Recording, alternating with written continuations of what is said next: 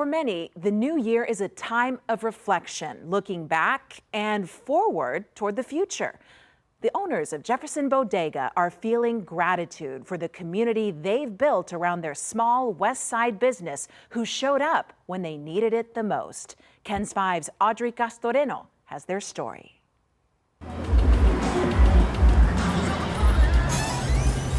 Hey guys, welcome in. When stopping by Jefferson Bodega, you might be surprised about what you find. From pistachio Snickers, craft beers, freeze-dried candies, and anime snacks and drinks, to anything that's seasonally flavored. Oh, those are pretty cool. Oh, they have black peeps too. Limited edition. These ones are the Cheeto shrimp. Or weird. Crazy. Will be stocked on these shelves.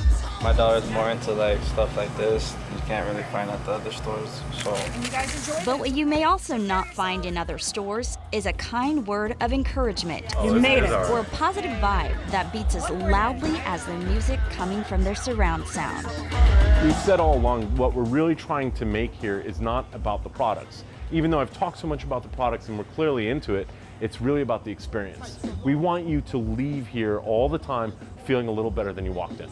Owners Luke and Lisa Hogan dreamt up the idea after leaving New York City and 22 years in the corporate world. So my husband went to Jeff too, so we know. And coming back to the neighborhood Luke had spent his high school years. I wanted to be like San Antonio's first bodega. Where I grew up in New York City, all these stores were bodegas. Many years ago when I was going to Jefferson, and this was like my little corner tiendita. And so I wanted to find a way to people, they kind of take pride in their corner store. Wanted to find a way to be unique and have the neighborhood take pride in us. But Jefferson Bodega's products were not always as eclectic. When we first started, we were more traditional. You know, we had the rat traps and the milk and eggs and everything else. So it actually is born of disaster. We started in November 2019, literally a month before COVID started hitting. It was probably the worst time ever to start a business that's very physical. I had to find a way to source toilet paper.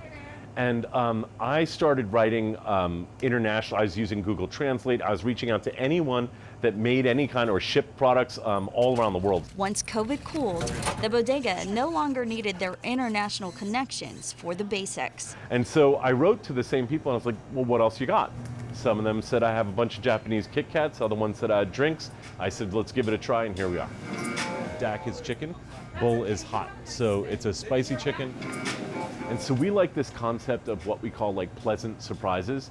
And it's to counter kind of all the negative surprises that we've had for the past couple years. And boy, have there been plenty of negative surprises. But these are all done by relatively small businesses. International finds while still promoting local products. Well, local to us is just as cool and amazing as a lot of these international products. I haven't tried them yet. These components making them popular with locals and tourists alike. I hear all the time from people, oh, well, I came from Colorado and this was on my list to do. I love that we have a lot of people come specifically to expose their kids to something different. But it's not just the hard to find products that help them gain fans or their own monikers. What's your name and your husband? Oh, Lisa. Lisa. Just call me Bodega Mom. Yeah. Bodega Mom. Who I am, my name is irrelevant. I'm just here to help provide a great time. So that's what the Bodega Man does. And that's what Bodega Ma sort of oversees. Oh, same here. We call our people Bodega Fam. How's everything? We've really built this connection with our customers. It began with helping people out during COVID, but it sort of evolved into a place where people can come here for a respite. Take care. Always being super positive coming through that door. There's just so much negativity in the world.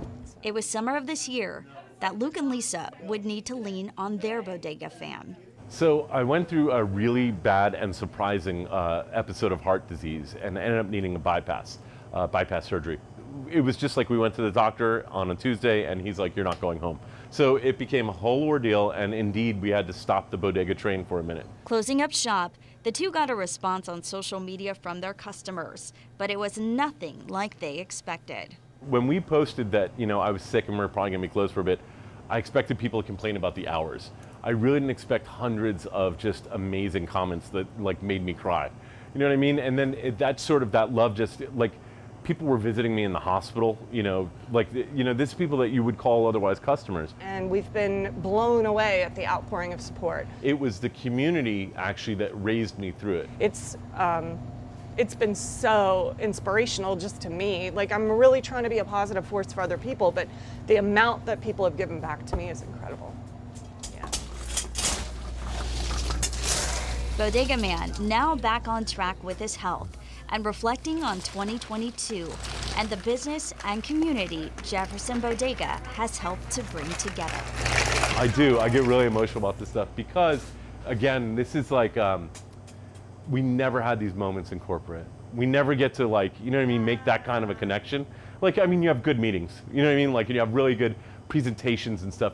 But to be able to touch somebody, to inspire them to make a better life, which might make a better life for everyone else around them, you know what I mean? Like, that's why we do what we do. It's been probably the most rewarding thing I've ever done. Audrey Casoreno, KENS 5. What a story. I love that story. You can follow Jefferson Bodega on Instagram. And Done. Bill, if you haven't been there Yeah. yet, let me tell you, I there have is not. nothing like this I can't in wait. or around San Antonio. If you want to try those snacks that Audrey was mentioning, you know, the matcha Kit Kats, the bubble tea in a can, the fish ice cream waffle sandwiches, I could go It's on and on. happening, right? It's happening. The snacks, I love it. snacks I'm on going. snacks. You got to Oh, go I love and it. give them a try. All right. Well, weekend weather.